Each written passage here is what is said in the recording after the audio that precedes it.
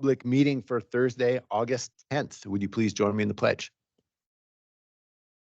Allegiance to the flag of the United States of America and to the republic for which it stands, one nation, under God, indivisible, with liberty and justice for all. Missoula County acknowledges that this event takes place in the Aboriginal territories of the Salish and Kalispel people. Do we have any public announcements? Closed captioning. Public comment after public announcement. You're right. You're like 10. You're 10 seconds away.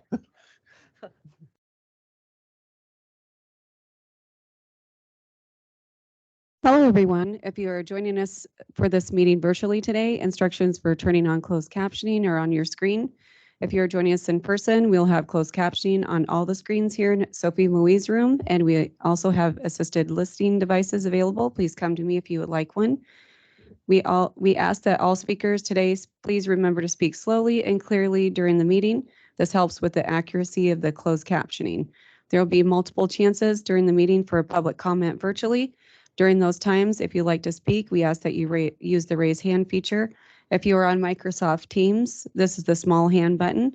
If you are calling in on the phone, you'll need to hit *5 to raise your hand. Then once called on, you'll need to hit *6 to unmute. If you have any questions or concerns, please find me during the meeting and let me know. Thank you. Thanks, Cheryl. Now we could have public comment on items not on the agenda. And Travis, nice to see you today.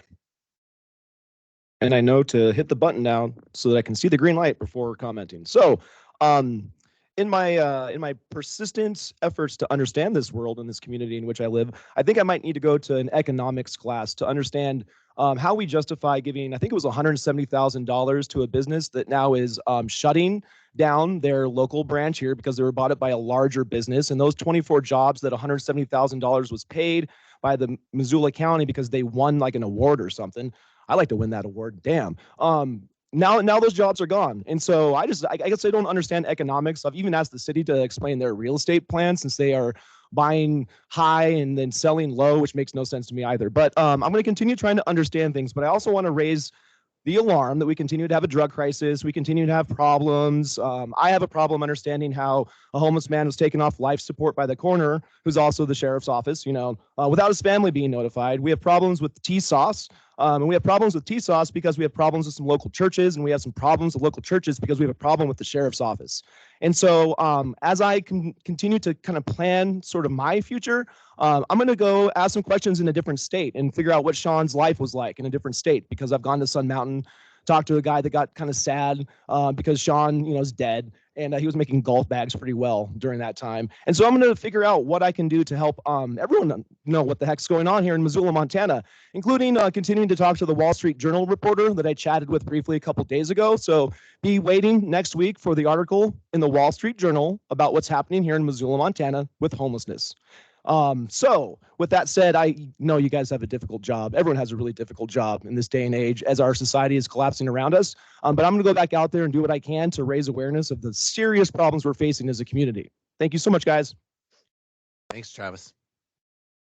Hey, Travis, I think I have this right, but I think the grant you're talking about, or the award, was a Big Sky Trust Fund grant, which is state money given to businesses for job creation. Yes. It comes through us, and if they meet the qualifications, then they Cool. get the award. We didn't give them an award like you are the best corporation ever or something. The award is a verb used to describe grant making, and they qualified for the grant. It's state money. It kind of passes. Cool. Well, I know who's not going to win as we open the doors for Cognizant and Live Nation and all these big corporations. I've seen it in my own life. My own father didn't understand that corporations don't care about community. They care about boardrooms and the bottom line. I thought this was pretty self-evident by the way they behave, but apparently, we need to increase the tax base. So we have serious issues though. So thanks, guys. I appreciate that information though. I like to be clear in what I'm saying and the information that I'm sharing at my blog, zoomcron.com. Thanks. Okay, our current claims list. Claims received as of July 25th, 2023 to July 31st, 2023 by the Commissioner's Office. Total $1,952,000. $1,952,872.18. We have 1, 2, 3, 4 hearings today. The first is on a Missoula Rural Fire District annexation, and there, Liz Frost.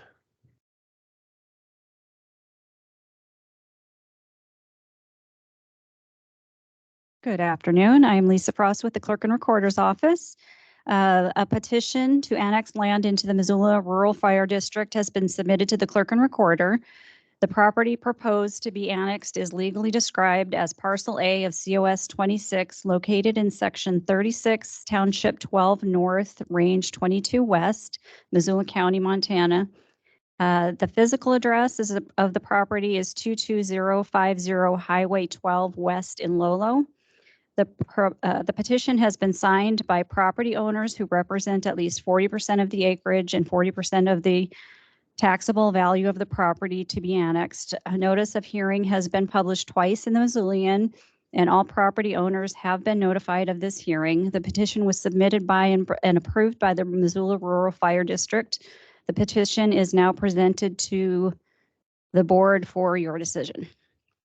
Thanks.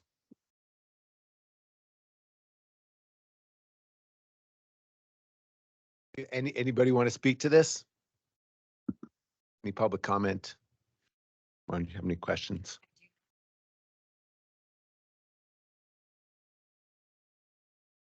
I move to approve the Missoula Rural Fire District petition for annexation as presented. I'll second that. And again, call for any public comment. All in favor? Aye. Aye. Thanks, Lisa. Thanks, Lisa. Next, we have the Troutwine Family Transfer, and Zach Jones is going to present.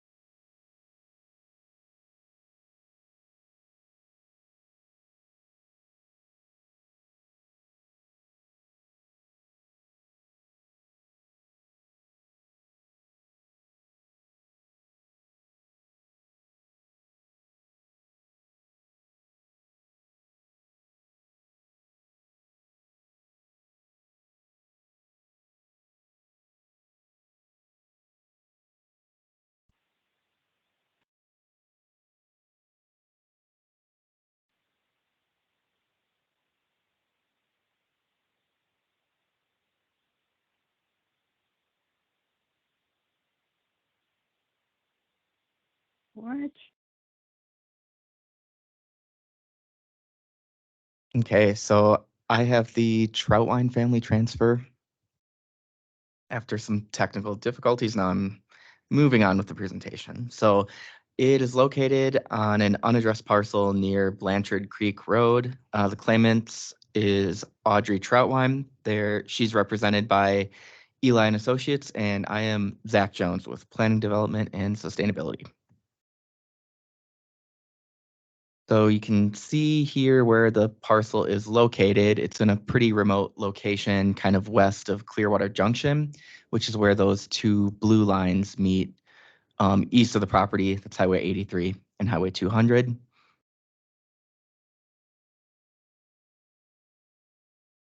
This is showing the existing conditions on the site. It's a 80-acre parcel, and Blanchard Creek Road is to kind of the northeast of the parcel. And the proposal for this family transfer is to create one new 40-acre tract, which will be transferred to Audrey's adult child, Christopher Mark Hansen. And then the remaining 40-acre tract will still be owned by Audrey Troutwine, with another adult child, Rachel Elizabeth Davis, listed on a beneficiary deed. And the property is currently vacant. The Troutwines have undertaken some stewardship activities over the years, I got including it if you want to do it, but you can just listen. Oh no, it's gone. What the hell?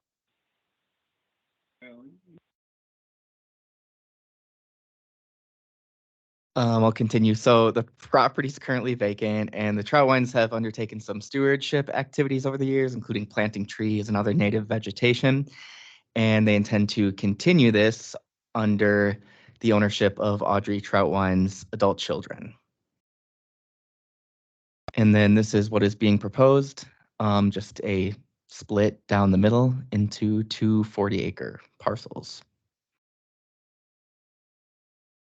So looking at the general evasion criteria and rebuttable presumptions, a couple of them are worth noting. So there is no intent to occupy the property, and in the application, they stated that it's in a very remote location, which you could see from the previous maps, and it's not accessible for half the year, and the nearest utilities are 7 miles away. And the proposed division is on a tract that was previously created through family transfer, and that was done in 2009 from a larger tract. I skipped ahead. And is the applicant present?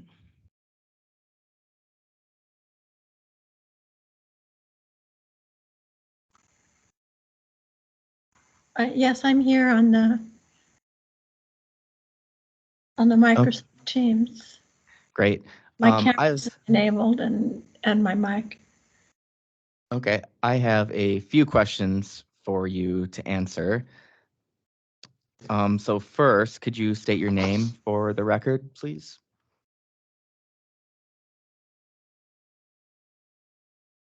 This is for Audrey. Yes, I'm Audrey Troutwine.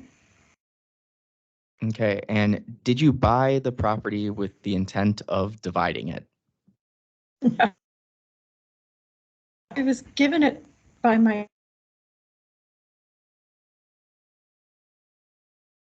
of keeping it fresh, taking care of the land. Okay. Do you or your transferees intend to transfer the property within the next year?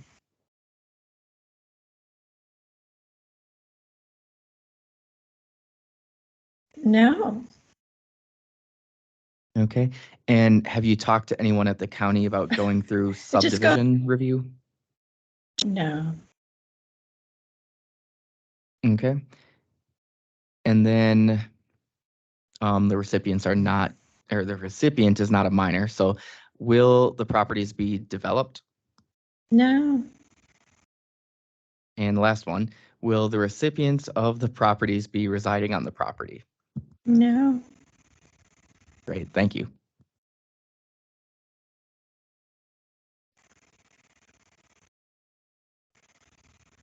So the planning office is recommending approval, and I do have the recommended motion on the screen there. Great. Does anybody want to comment on this?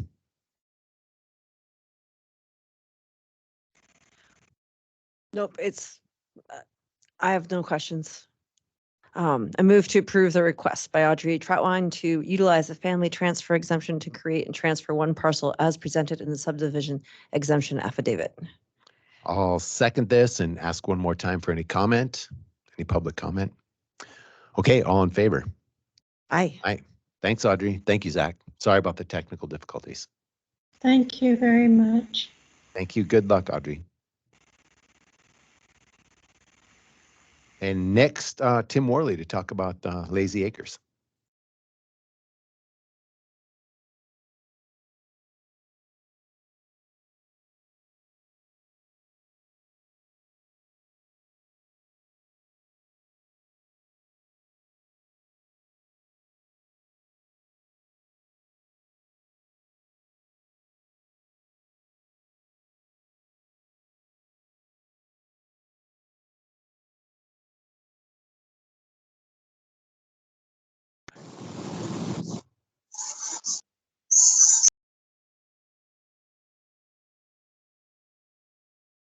Right. For the record, I'm Tim Worley from Planning, Development, and Sustainability, and this is the Lazy Acres RV Park subdivision proposal. This is a proposal by Dave Stewart and Lazy Acres RV Park LLC, represented by IMEG, for 3 lots and 70 RV park spaces, located on about 14 acres on the southern end of the Seeley Lake community on the east side of Highway 83. This is an aerial photo showing some of what's going on in the neighborhood. We've got Pyramid Mountain Lumber to the northwest, Riverview Drive coming in from the northwest. Here's the parcel in question. There's a gas station and convenience store immediately to the north, medical clinic to the south, and Double Arrow Ranch east of the property. So process-wise, today we're talking subdivision, and that applies to both the 3-lot split you see on the left-hand side on this slide and the creation of 70 RV park spaces. Just a handful of photos to get you oriented. This is a photo looking east at the northern entrance. And this is a photo looking north along the paved pathway along the east side of Highway 83 with the, put a bead on it here if I can. Let's see.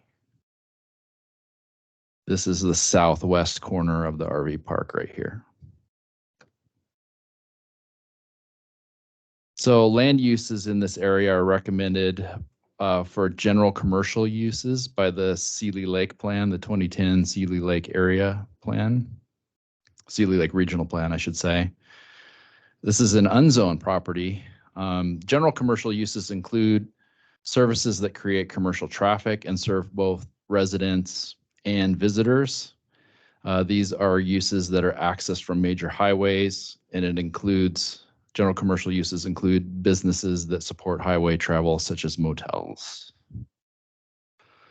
The covenants for this property and adjacent properties do allow for commercial uses. Some would interpret a prohibition against RV parks within the covenants, and others interpret the covenants as stating that RVs shouldn't be used for a residence. Our conclusion is that the commissioners aren't a party to the covenants, and therefore their request for the RV park can go forward without being bound by the covenants. Seeley Lake is within the wildland urban interface, and so 2 ways in and out are required for this RV park. One's provided, this is the main entrance on the northwestern edge, and the second egress point, which is proposed to be gated, will be at the southwest corner. This project is accessed by Highway 83, and there are a series of internal gravel roads proposed. 6 are proposed at a 16-foot width, but these will be one-way roads, which requires a variance. to the full road standard of, I believe it's 26 feet. Staff is in support of this variance because of this substantial grid, if you will, proposed as part of the RV park. There's another variance requested for the 40-foot easement that's proposed along the western edge of the project. This is essentially a cross-access easement that allows access between the three properties that constitute the subdivision. Staff supports this 20-foot reduction in width because this isn't a public road. It's just for use, again, for cross-access between these three properties. A traffic study was required for this project due to its commercial nature. The conclusions of the traffic study is that there is no substantial impact to Highway 83. You will see a condition requiring a traffic study meeting MDT requirements. So what has been submitted so far might be sufficient, but through the system's impact analysis of MDT, there might need to be some sort of improvement or upgrade to that study. There are a series of non-motorized trails throughout the project. They are intended to connect with the paved pathway along the east side of Highway 83. Since some of the trails aren't provided along both the 16-foot wide one-way paths, as well as some of the 26-foot wide roads provided within the RV park, there's actually 2 variances required, and staff is in support of those 2 variances based on the general robust pedestrian network within the subdivision. The RV park space separation standard in our regulations is for a total of 30 feet of separation. There's an additional variance being requested to allow for 25 feet of separation. Staff supports this variance as this forested site provides privacy, and the 25-foot request doesn't appear to violate any RV park best practices that we could determine. This RV park will connect to the Seeley Lake water system, and there will be a community drain field, which you can see along the eastern edge of the project here. 1 new hydrant is proposed along the northwestern edge of the project. There's an existing hydrant along the southwestern edge. There is a condition that the new hydrant along the northwestern edge be placed before combustible construction or before the RV park commences. Now on to issues of the natural environment, wildlife and wildlife habitat. This is an undeveloped property, but it's generally a subdivided impacted area with commercial, both north and south, and residential uses to the east. Seeley Lake is an area of substantial attractants, and as a result, we're recommending a condition for bear-resistant garbage disposal for this RV park. RV parks are required to dedicate 1/9 of their area as parkland, and there's like a 0.77 acre parkland area along the western edge and a slightly over 1 acre area of parkland in the southeastern corner. So this proposal exceeds the requirements in our regulations.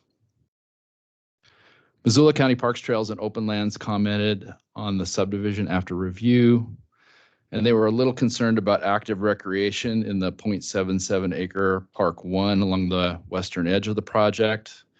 They recommended that activities be shifted from that park to the park in the southeastern corner. We are recommending a condition for review of activities within Park 1 just for safety reasons.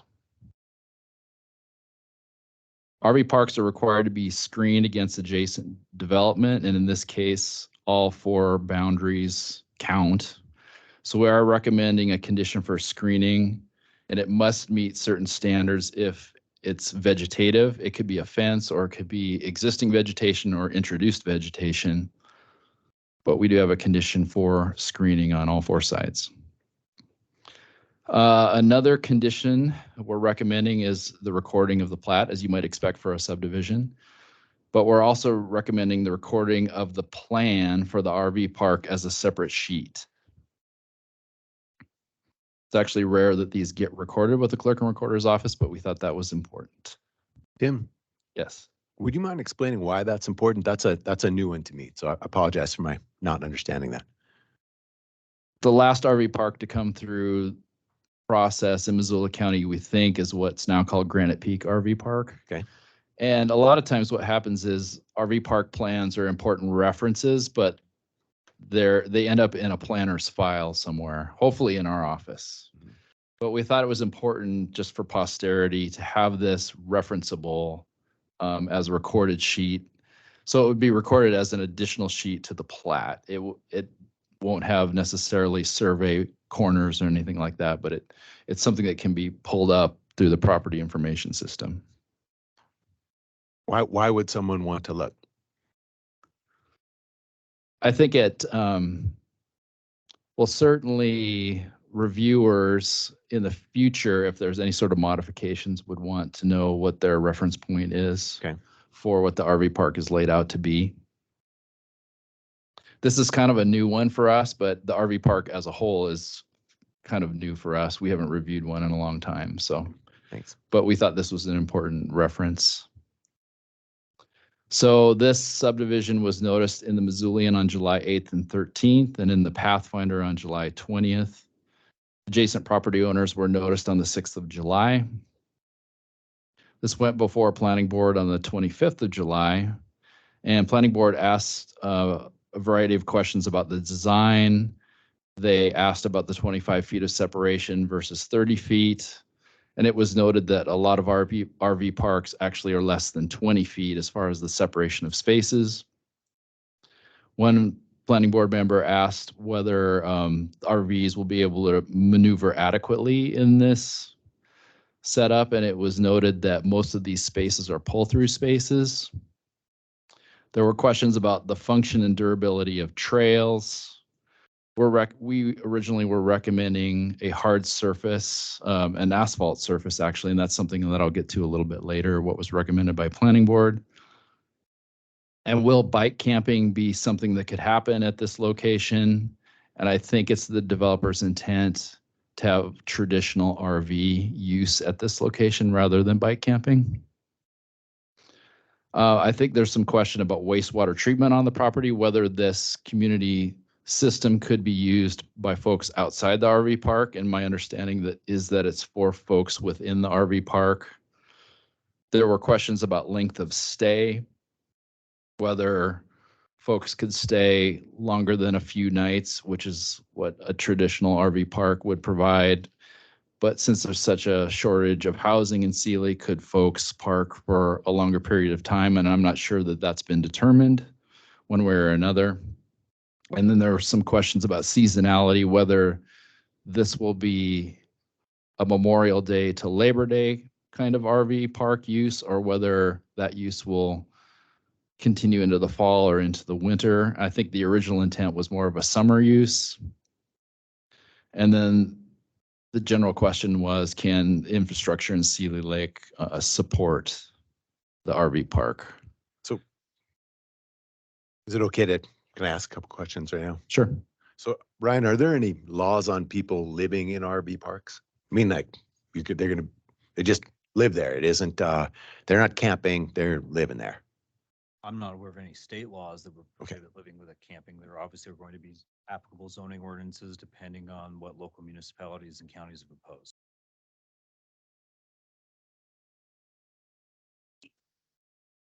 So then what are our Missoula County's laws around that then? I think it wouldn't impact as far as the RV park. Okay. Nature.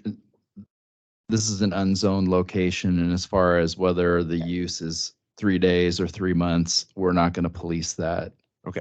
This is just about the creation of RV park spaces and 3 lots, basically. And on the seasonality piece, you mentioned tying into water. It's probably a dumb question, but I just want to, if somebody stays here in the wintertime, is the water system set up for that as well? Wastewater system set up for that as well? I'm not altogether certain. I would assume the wastewater system would be set up for that, but I would question whether there's been planning for drinking water to be available during the winter. I don't think that was the original design, but people have just persisted in asking that question. How long will this? And maybe, Brandon, who's here as the Yeah. developer, he might be able to answer that question. I mean, Sealy's just in such a housing crisis. I could certainly imagine someone staying here for a chunk of the winter while they're waiting for housing to open up and they have a job in Sealy. Yeah, that's definitely come up, that question. So condition number 9 is the trails condition. This was modified as a separate motion coming from planning board. And the language that you see is actually largely out of the subdivision regulations. The trails will be 5 feet wide, and our verbiage included asphalt.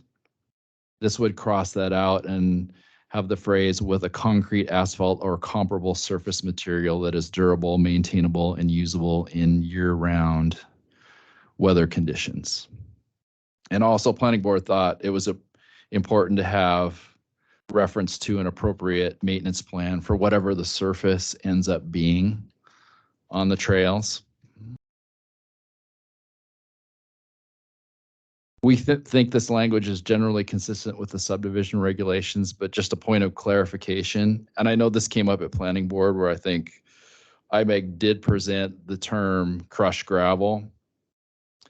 We don't think the condition that came out of planning board supports crushed gravel. So if eventually commissioners, you prefer to go in that direction, we think that further modification of the condition, and it would be an easy modification, would be necessary to clarify that that would be an okay surface. We did receive considerable public comment on this project. There was comment and concern over potential conflicts between the non-motorized users in the area and cars, considering the Highway 83 path and then the paths within this project that connect to that path. There was concern over the generation of campfire smoke, considering this community is really aimed for reducing particulates from smoke, although there's kind of a seasonality difference there where the reduction in particulates was a swap out of stoves for wintertime use. There's sort of the ongoing concern from some that this project would violate the covenants, potential traffic conflicts from nearby Riverview Drive, including logging trucks from Pyramid Mountain Lumber. There was a question about policies on pets, fireworks, and fencing, the need for screening. One person mentioned that this hearing would better have been held up in Sealy. One person asked about whether there was an evacuation plan for this RV park within the larger context of a potential need to evacuate Sealy, for instance, in a wildfire event. Supporters have mentioned that this would fill a community need. And of course, the questions about being open in the winter. Is this for tourists only? What about long-term use? Is this for RVs only, or could other types of mobile homes end up here? And that's a pretty clear answer. It could only be RVs. This RV park could add to the community's traffic congestion problem. Has anybody analyzed impacts to services from this RV park? There's not enough bathrooms, water, or police in Sealy to support this. One person, we just got comment from, let's see, Ron and Laurel Denninger, I think, is the couple. They were concerned about adding new septics, considering the lack of a community-wide sewage disposal system. And they note in particular, there was a Sealy business that shut down and was not able to reopen because of lack of adequate sanitation. And we did receive a legal access comment, commissioners. I think you have copies that I put up there for you. From the attorney representing the property to the south, who questioned whether the subdivision has legal access. Our conclusion was the property is adjacent to a state highway and no other properties must be crossed to access this property, and that the easement that's provided on the plat essentially provides cross access for the 3 lots that will be created as part of the subdivision. So we don't think there's any reason to change our conclusion that there's adequate legal access to this subdivision. So in conclusion, commissioners, there are actually 6 total motions, 5 of which are variance related, and planning board supported all 5 variances and also recommended approval of the subdivision. Tim, do you remember what the vote was at planning board? Yeah, it was a unanimous vote. Thank you. Yes. Would Brandon, would you or developer's representative like to speak to this? Let me start, Commissioner Slotnick. This is Paul Yeah. Forsting from IMEG. Good to see you, Paul. Welcome. Yeah, thank you. Good to see you. Anywho, Paul Forsting, IMEG. I'm here today with Brandon Grobner and Joe Dennert. Brandon's in person there, and Joe is virtual like I am. And then also in attendance in the crowd is Chris Johnson, Brandon's attorney, just in case we need to clarify anything about covenants or whatnot. We've been working on this project since 2017, 2018. At that time, that was just before the sewer system in Seeley Lake had really gotten a lot of momentum. So we had explored on-site options for sewer, but then the alternative for the municipal sewer system became available. We based our project on that, what seemed to be a likely kind of a option for us. And we got all the way through the public review process, or not the public review, the application review process. We were deemed sufficient and ready to move forward to planning board and get back to this hearing. And the sewer became non-viable. And so we took us a couple years of exploring and just really dialing in our wastewater option, which we did. We worked with the health department and the DEQ to go back and forth and provide groundwater evaluations to confirm that we can have a wastewater solution here that will work for a project. That's not necessarily required for you commissioners to make your decision, but we didn't believe it was a good route to take with that hanging in the wind. So we're very close to having what's called a discharge permit for this project, and that's a permit that will go along with the RV park, and it'll have a life, to my understanding, it has a lifelong permitting requirement, meaning every 5 years it expires and you have to get a new permit, and the terms of that permit can be upgraded, and they often are. Standards can be increased, treatment requirements upgraded.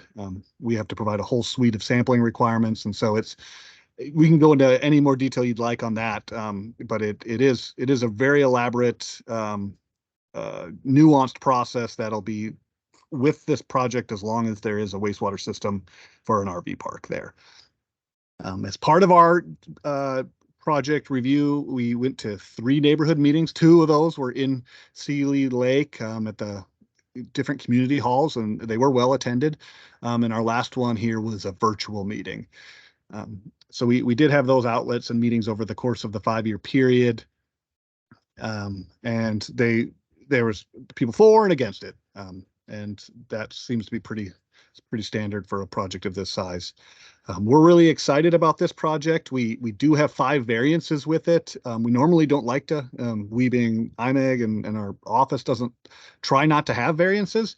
In this case, the design standards for roads and sidewalks don't really accommodate an RV park. They're much more specific to a residential or commercial subdivision where you have multiple lots and you've got multiple different landowners using these lots for a long time. And here we don't have that. We have basically a site plan where we have traffic circulation accomplished through a network of one-way roads. We don't need it's difficult to call them even roads. They're, pathways of sorts. People will drive. We want people to drive slowly down them to get to their space. They're almost all pull-through spaces. And so doing wider road sections didn't seem to make sense to us. And also having like standard sidewalks on both sides of the roads didn't make sense to us. And the planning department has agreed with us on that. The planning department had recommended asphalt surfaces for the sidewalks / trails that we are going to install. We asked for leniency on that. for the main reason we would, that's if it's required to be asphalt, we'll have to put that in before the RV park can become operational. All the roads in this project are gravel and approved to be so. There's no requirement for asphalt. Brandon would like to make everything asphalt at some point. The upfront cost for that is going to be really great. And he's already going to be spending quite a bit of money on the materials for gravel and that sewer system. It's going to be quite expensive. And so we're just asking that we don't have a outright requirement for an asphalt trail network right now. But eventually Brandon plans on doing that. We see it as a great amenity for the project. It's just, we're hoping that we can have a kind of a delay of sorts on that and have gravel as the starter, and we'll move to asphalt whenever Brandon can generate the revenue for that. That's basically all I wanted to add. I'm going to pass it over to Brandon, and he's going to give it to Joe, and we look forward to talking through any questions you might have. Thanks a lot, Paul. Yep. Brandon. Well, thank you, Justice. So you can hear me better. Is the green light on? The green light is on. All right. Am I Good, coming thank through you. good? Okay.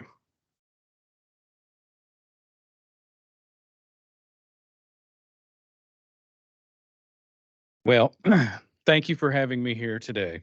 My name is Brandon Grosvenor. I'm the president of Lazy Acres RV Park LLC, a Montana corporation. I just want to give you a little bit of who you're getting with this project. So bear with me if I calm down a little bit here. You're good. You're good. I'm a husband to a wonderful woman of 19 years, a very proud dad of a high school quarterback, a daddy to a 10-year-old girl that's going to be starting the 4th grade in a couple of weeks.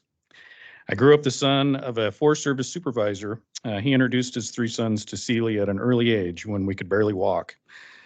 He taught us how to enjoy and respect the forest and its resources, and camping was commonplace in my family, and the Clearwater string of lakes was without a doubt one of our favorite. I graduated from high school in Missoula on a Saturday, and I went to work the next Monday morning, and I've been working every day of my adult life. I've worked in the RV and trailer parts industry for over 26 years.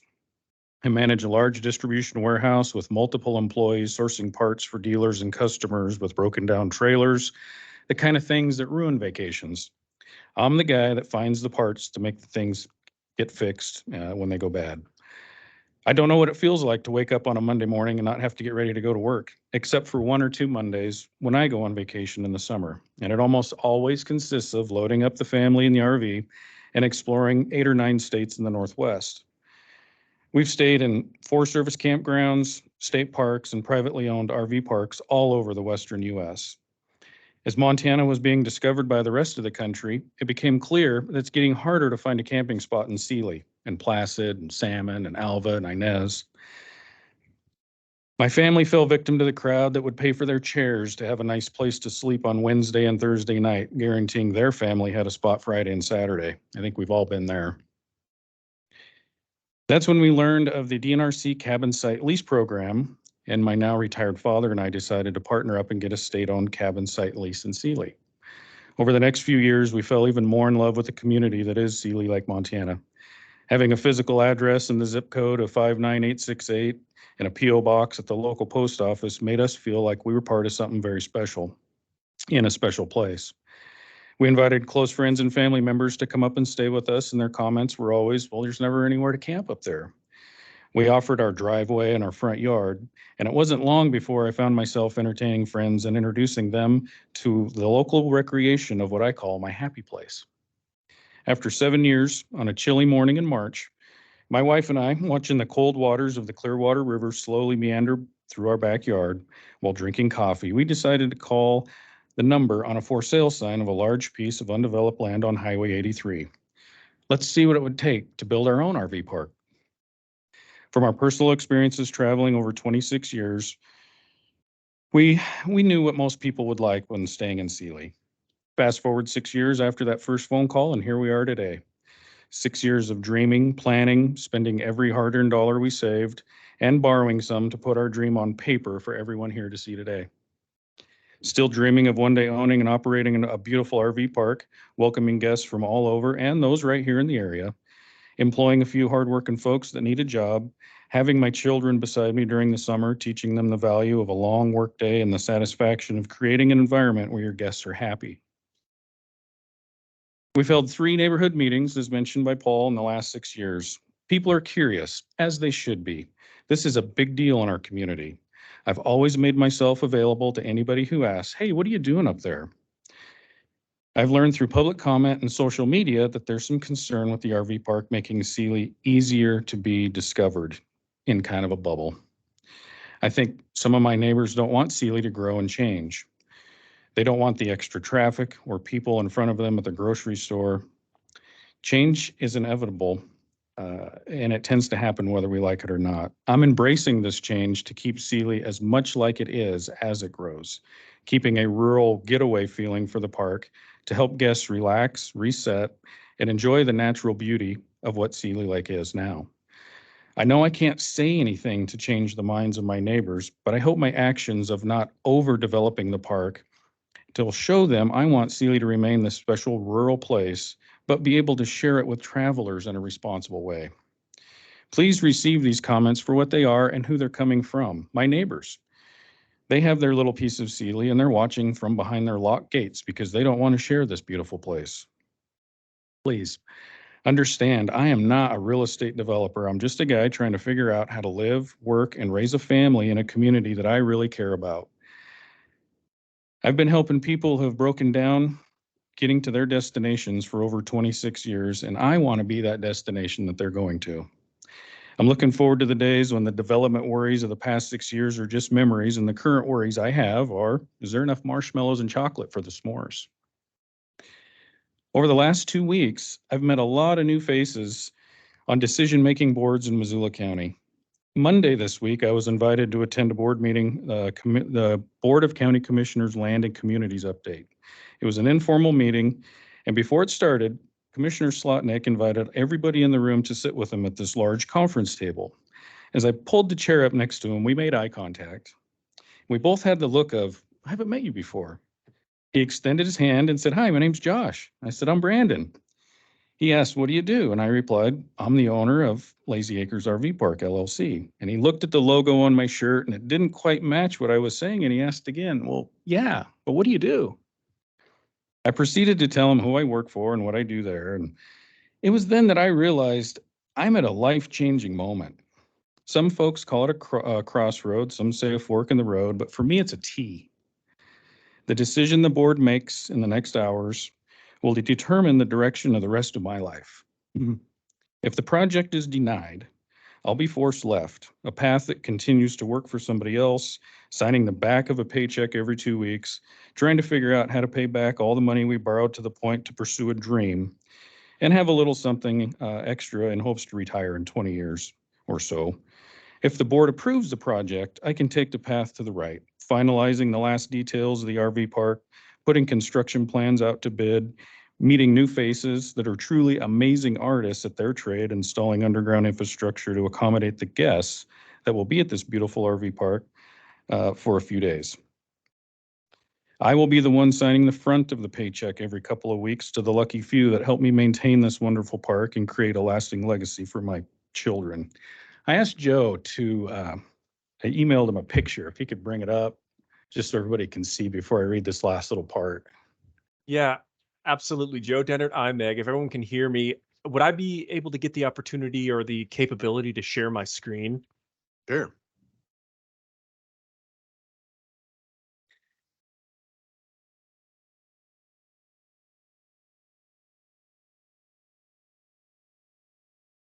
All right, it says I'm a presenter, so we're going to give this a shot here.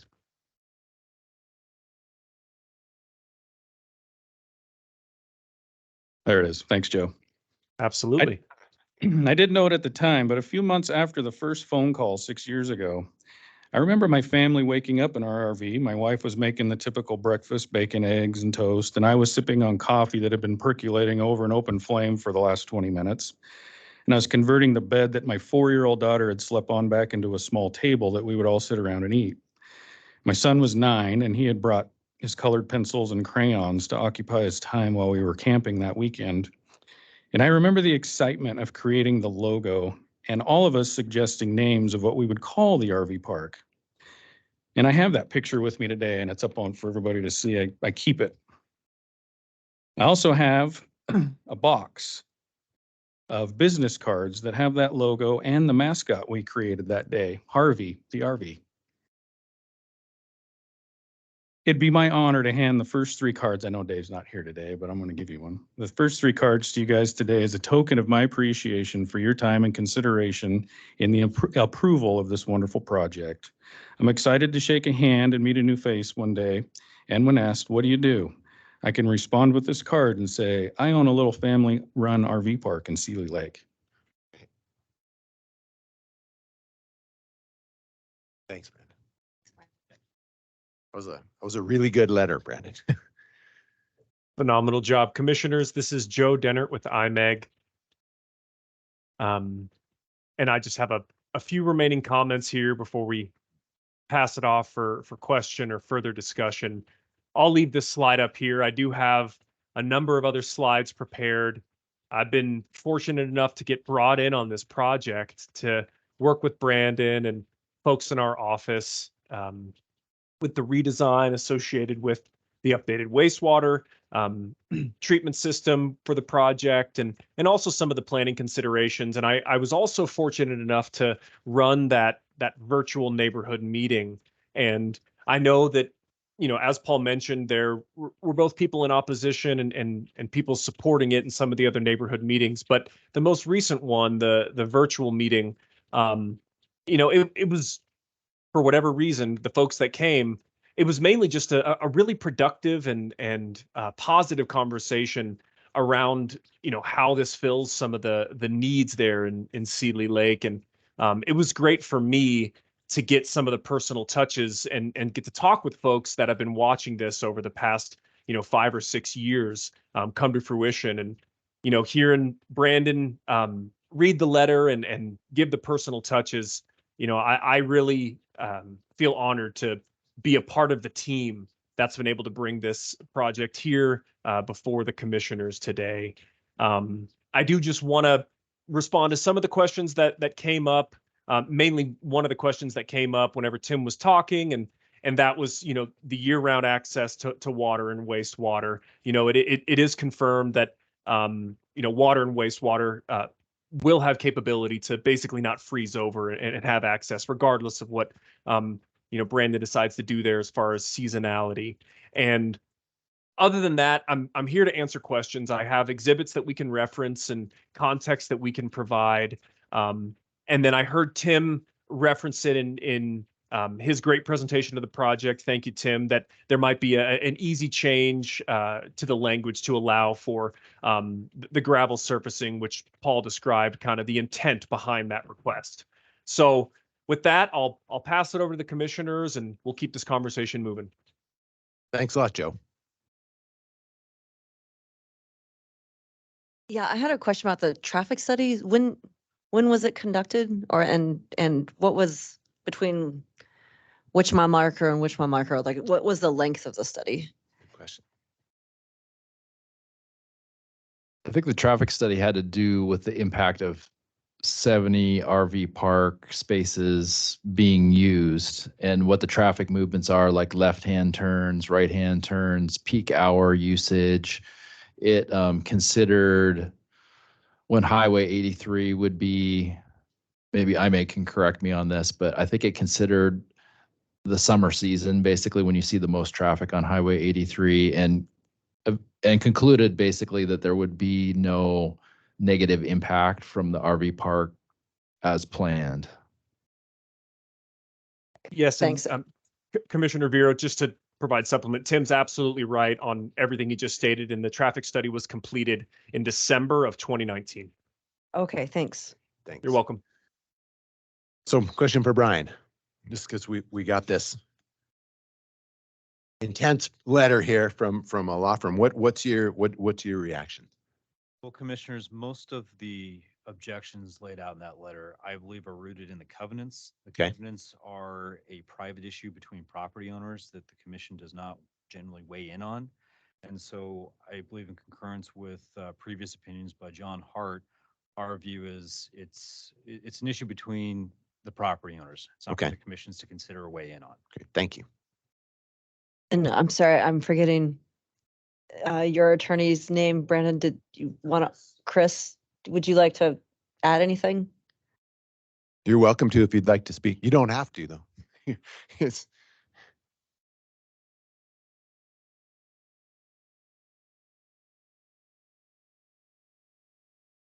Chris Johnson, Warden Thane, legal counsel for the developer in this matter. We've submitted a letter a long time to tell you how long this project's been going on. We submitted a letter as part of the file, doing a different analysis of the covenants, I think in 2020. Anyway, it's in the file. Our analysis of this and the covenants and the allowability of this have not changed. That analysis is still unchanged. So I really don't have much to add other than to refer you do to you mind summarizing that analysis? In a couple well, sentences? some of it got into the weeds about specific language that's in there. And of course, covenant interpretation is its own little field of law that's messy and getting messier by the minute. Every time the legislature meets, it seems to get even messier. But the analysis hasn't changed. One of the other things that kind of trumps all of this is the reserved right of the declarant or the declarant successor to approve these uses, and we have those approvals. I think that kind of, without getting into the details or the weeds of covenant interpretation and parsing out how we view this thing, which I did in the letter, that kind of steps right through and trumps a lot of these concerns. So that's the basis for a lot of this. Okay, thanks. Thank you. Thank you. So with any big infrastructure change or new development, people typically, and I would say rightfully so, have concerns. And I think the right response is, how do we mitigate those concerns? Not how do we shut down this thing? Is it necessarily a yes or a no, but what do we have to do to make people feel okay with a change, which is always difficult. Change is difficult. And this is, as you pointed out, Brandon, a big thing. Some of those concerns, it sounds like to me, have been dealt with, but I just want to say them out loud because other people said them out loud and they were meaningful. So people were concerned about the wastewater. And if I understand it right, and please, Tim, correct me if I'm wrong, and I learned this from Paul just now, this type of system has to be reapproved or recertified. I can't quite remember the verb, every 5 years. Is that correct? Yeah, I think Paul could provide a little bit more detail. One clarification about the system, it's a Presby system, which allows for an additional level of treatment, and it's approved for use in the special management area. But I should clarify that it's not considered a quote level 2 system. I think maybe that came out in the record at planning board, and DEQ contacted us and said, just be sure that you clarify that. So Paul, could you talk about that 5-year? I'm going to get the verb wrong if I go for it. Yeah, yes. Paul Forsting, IMEG, a system of this size and with this specific use needs to have what's called a discharge permit. And that's a permit that has to be renewed every 5 years. To get that permit, you have to do extensive testing on the groundwater. You have to install monitoring wells, provide elaborate background data. You have to model how your wastewater is going to interact with that groundwater, and then you have to take monthly, quarterly, and annual samples and submit all those to the lab, or submit all those to the state and report how your system is actually doing, and you have to do that for the life of your system. Every 5 years, those standards can be updated, and they do say, more stringent standards do come along. So, thank you. And Commissioner, go ahead, Joe. I was just going to say, Commissioner Slotnick, associated with that, there's also quarterly testing. Within those 5 years, there are quarterly testing of both groundwater and effluent to determine if there are any impacts happening whatsoever because of the wastewater treatment on the site. Great. So there's additional monitoring in short term as well as the permit renewal in the longer 5-year term. Okay, great. Thanks, Joe. This sounds to me like legitimate concern and legitimate mitigation that you are on it. And on the traffic study that Juan pointed out, is there anything called for here? Any changes? Were there specific concerns that you guys heard, and have we? The only recommendation we're making is that MDT says that this project needs to go through their systems impact analysis. So that could require a certain amount of upgrade to the traffic study. It might be fine, we're not sure, but it'll have to just go through MDT's screen. That's great. They're better traffic engineers than me and Juan. So, that sounds good. Other Where- concerns? The gravel, explain the gravel or the material. Yeah, that's been a conversation. Really, when the regs were adopted, we were trying to get away from a gravel surface because we had a lot of failures across the county. I think maybe this context is a little bit different in that the usage will be a little more consistent, I would guess. But just as a practical matter, I think we need to add crushed gravel into the modified condition number 9 if commissioners, you favor that as a potential surface. I mean, given that that's the roadway, that this isn't a public trail connecting point A to point B from a far distance, I don't have any problem with it. But So commissioners, this is condition number 9, and I would stick crushed gravel within the text before concrete. And so should you approve this RV park, we would just modify condition number 9 to have crushed gravel before concrete in this sentence where it says with a concrete, asphalt, or comparable surface material. And since you're on these slides, can you scroll back? I don't know where we are, either forward or backwards, on the bullets of concern, and make sure that. yeah, let's make sure that's We've- perfect. we've- We we've walk, handled them. let's walk through them.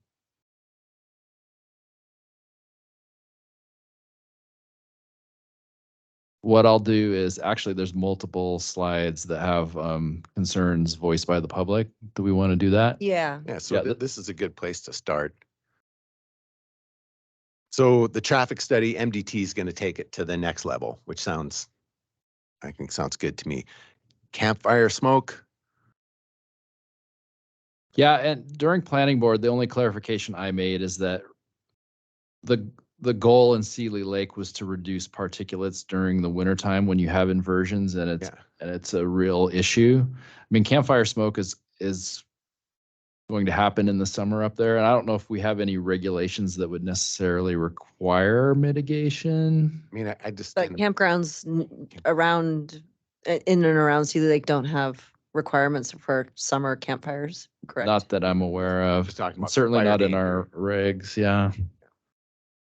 And then there's and then the covenants piece, Brian outlined that. That's literally not our business. The traffic from nearby Riverview Drive, including Pyramid Mountain lumber trucks, imagine this will be encompassed in MDT's study. And I didn't quite understand what was the emphasis on the lumber trucks, just that they're big, or what was going on? Well, on the other it side kind of of the- depends on yeah, I mean, Riverview Drive comes in a little bit to the north and west of this main access point. So you could have RVs potentially conflicting with the I turning. think it was south. Wait, sorry, The Riverview Drive is slightly to the north and west of this major access point. So I mean, that's the comment we received. I don't know if I can conceive of what those conflicts would be, So but it's possible that MDT will see this and say, great, Brandon, do the park. It's awesome. And this is what we want you to do to your approach. right. It could That be it like could a be right divided. It only could be out a of the right lane. subdivision. Yeah. It could be something. It'll be something, I'm sure, but it'll be, okay, it was Thanks. to the Boy Scouts to the north, right? Okay. are there, okay. That's fireworks fencing. I mean, if we could solve for fireworks. Yeah, that's not our deal. That was, And the hearing should be held in Sealy. You did go to public meetings in Sealy. well, sorry, go back to Twice. policies on pets, fireworks and fencing. That is covered by the covenants, is that, or what? In the screening we talked about. Yeah, and I'm not sure that there's anything specific to pets, firework, and fencing, but screening certainly is a requirement of RV parks, and we have a condition related to that. Had 2 hearings in Sealy. I don't know Yeah, what to say public on an meetings, evacuation yeah. plan.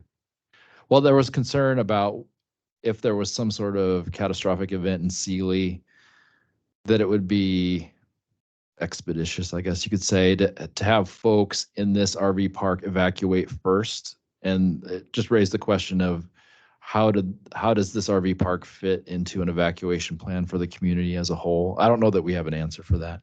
I do know we have Adrian Beck, who will figure such things out. And there's a countywide That plan, but it's live, so. Yeah. Okay, Is anybody like to speak to this that hasn't Oh, yet had the whoops. chance? Oh, a couple more, there's. Yeah, there's a few more commissioners. okay. Sorry about that. I mean, some of these aren't things to be mitigated. They're more open questions like, will it be open in the winter? Can locals actually use it as they wait for housing? And yeah, Brandon, what are I know this is way early, but Yeah. just to satisfy the 21 folks that are online. Yes. Yeah. Open in the winter, it brings on so many more things that could go wrong. Electricity to heat the RVs, water freezing, not just the frost free in the ground, but the hose that goes from the frost free above ground to the RV. It's not, and is the business there? You know, this is an expensive endeavor for me. And once you close the gate after Labor Day weekend, a lot of those expenses will go, you know, they'll just kind of hover until the next spring. If you maintain it to be open, those expenses stay. So you'd have to have a significant amount of people staying there to justify that. I don't know if it's there. I just, that's not the intention of this in my mind at the moment. The long-term use, it's kind of interesting. The supporters that were mentioned in the public comment, a lot of them are local business owners. And like I said in my statement earlier, I've made myself available throughout this whole process. And one thing I heard quite a bit was, would you be willing to give me 1 or 2 spots so that my employees could stay there for the summer, because there is nowhere to live. Yeah. And I just kind of was back on my heels and thought, I've never even considered that. And so trying to be a member of the community and trying to move forward in a responsible way. If it breaks a rule, if there's a hard and fast covenant or otherwise that restricts me from doing that, then no, I don't want to jeopardize the park because of that. But to be the Samaritan and offer somebody a spot for 3 months, you know, in the back corner, have 2 or 3 spots so that they could go to work. It's something that I've had to think about over the last year, probably. And I have not made a decision on whether I do that or not, but it is definitely being asked of me. Hey, you're doing this beautiful thing. Would you allow us that? Thanks. So that's like, And this last one, RVs only, it is RVs only, is not bicycle camping or mule packing or. That's my understanding, Okay. yes. These are more general issues and concerns, like traffic congestion, which I think we alluded to MDT's oversight on Highway 83.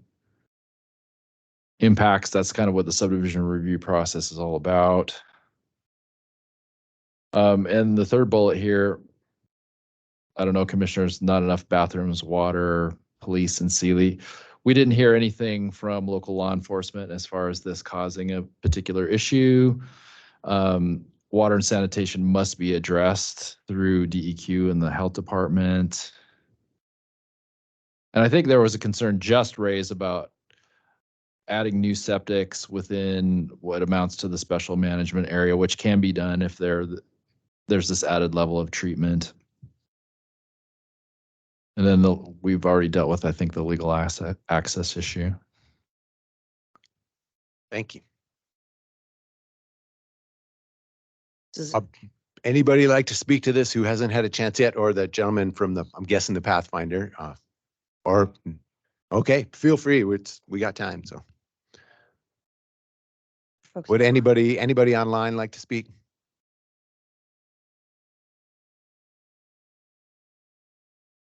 Okay, one.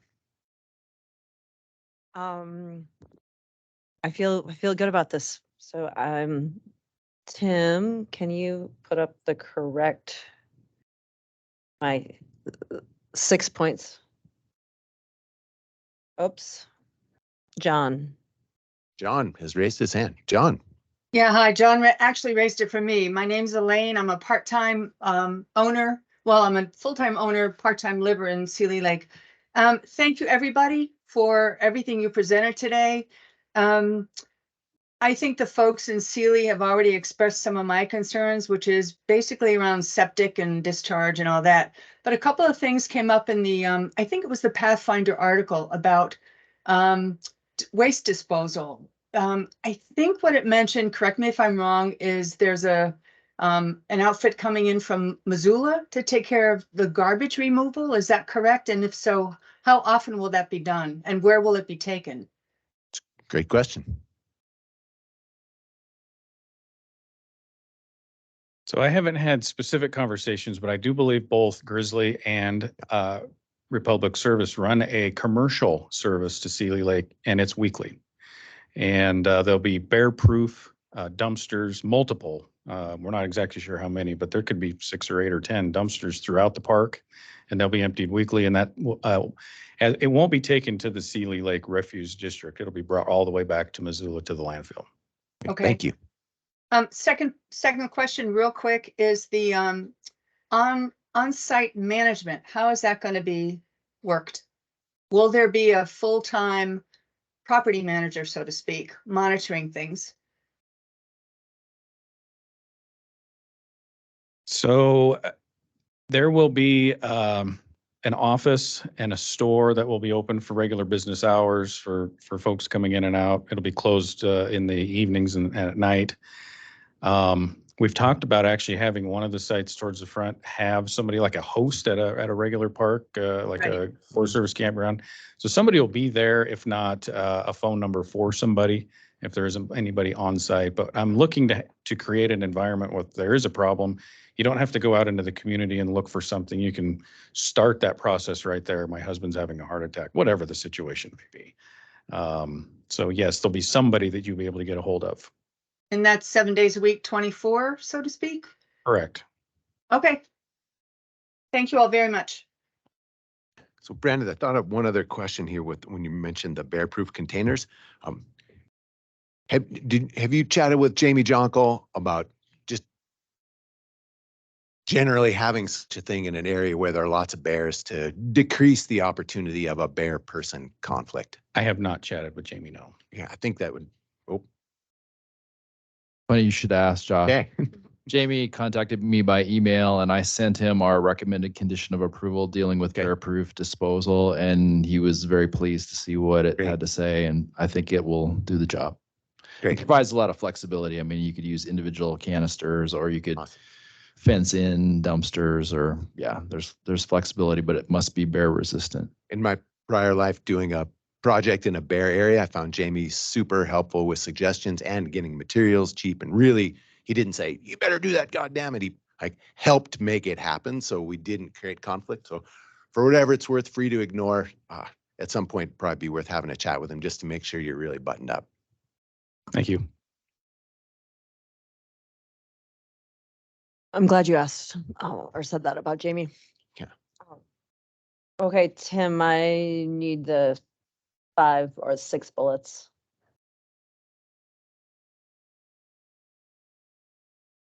And where does, for adding crushed gravel on number 9, which one would that be?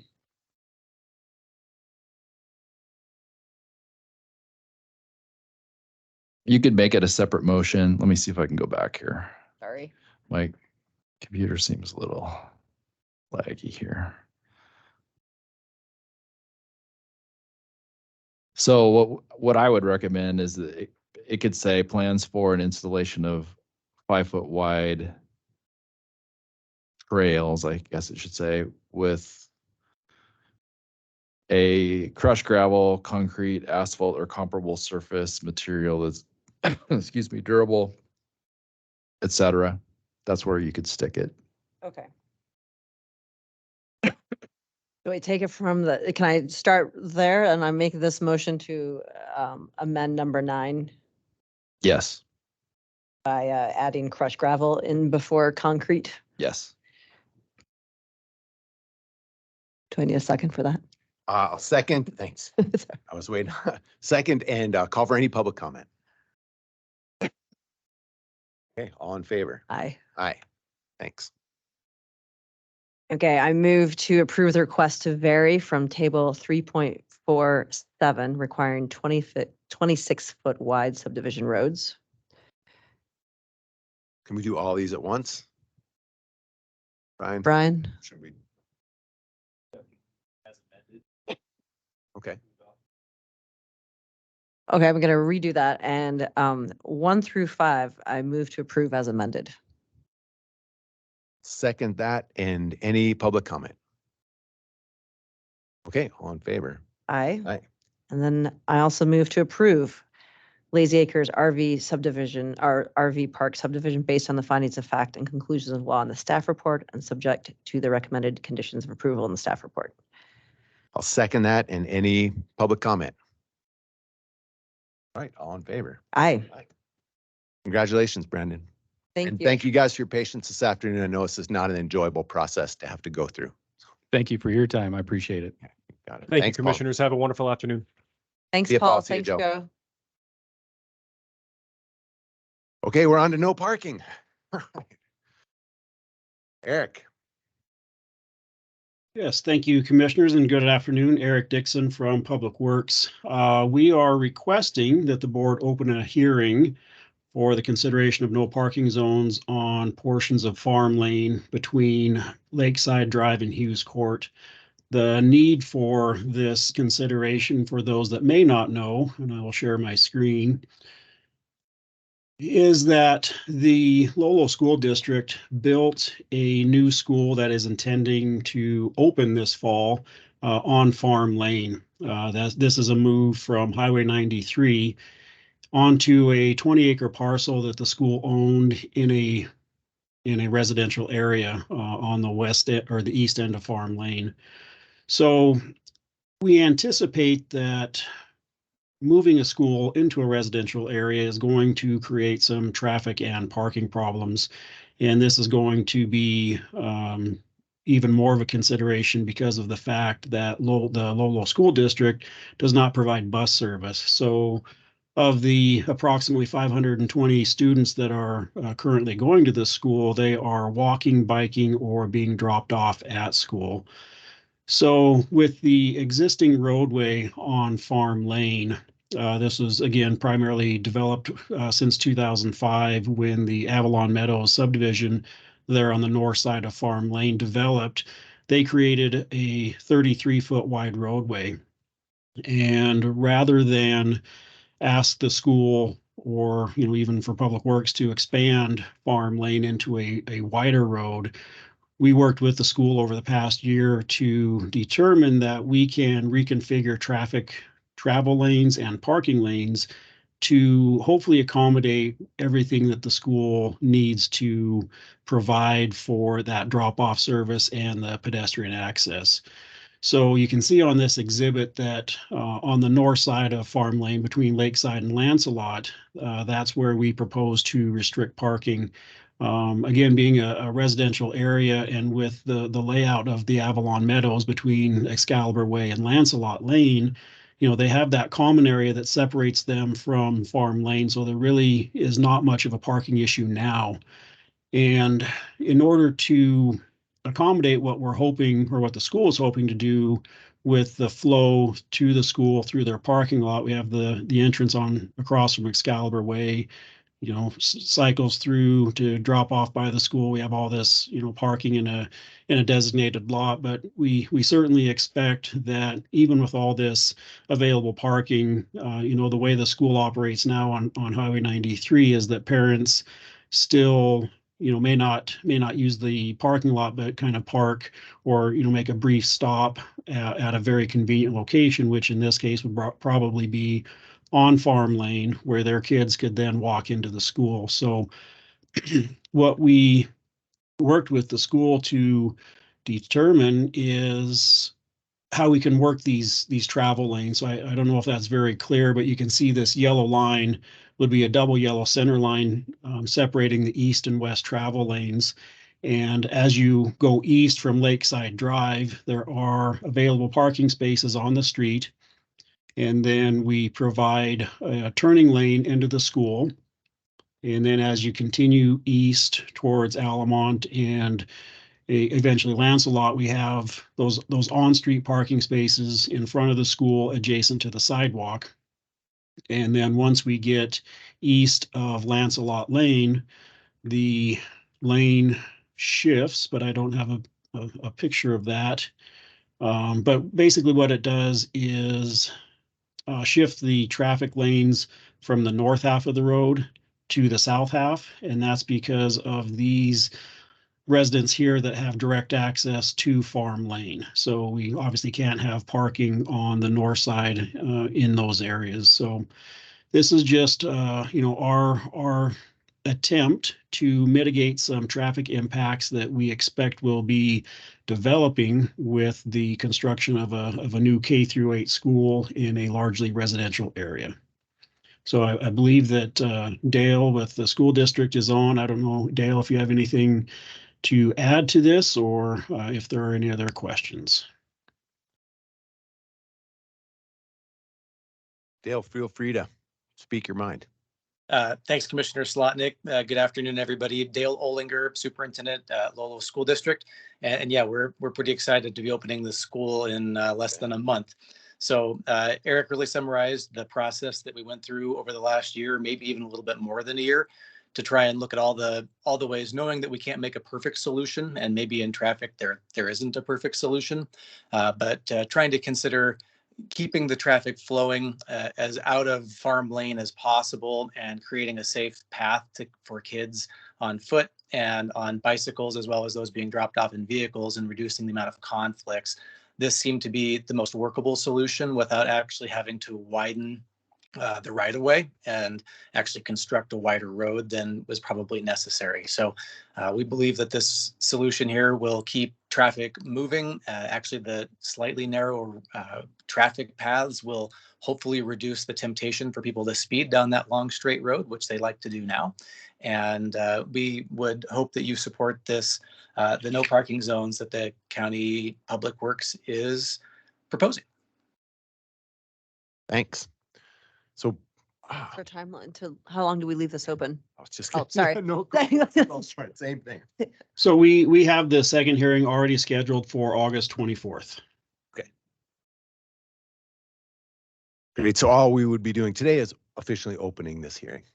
So a Yes. decision is made when, It- or August 24th? After the Yes. Like immediately after the second hearing, or is there another? I believe you can move to make the decision after that hearing, or if you need more time, extend it. Okay. And is August 24th a Thursday? When does school start? September Yeah. 5th. Okay, thank Great. you. Thanks, Dale. We were making sure we would get this done on time. So, and so August 24th is a Thursday public meeting. Yes, sorry. Okay, That's great. cut from my calendar. No worries. Okay. Do we have any public comment on this? Okay, Okay.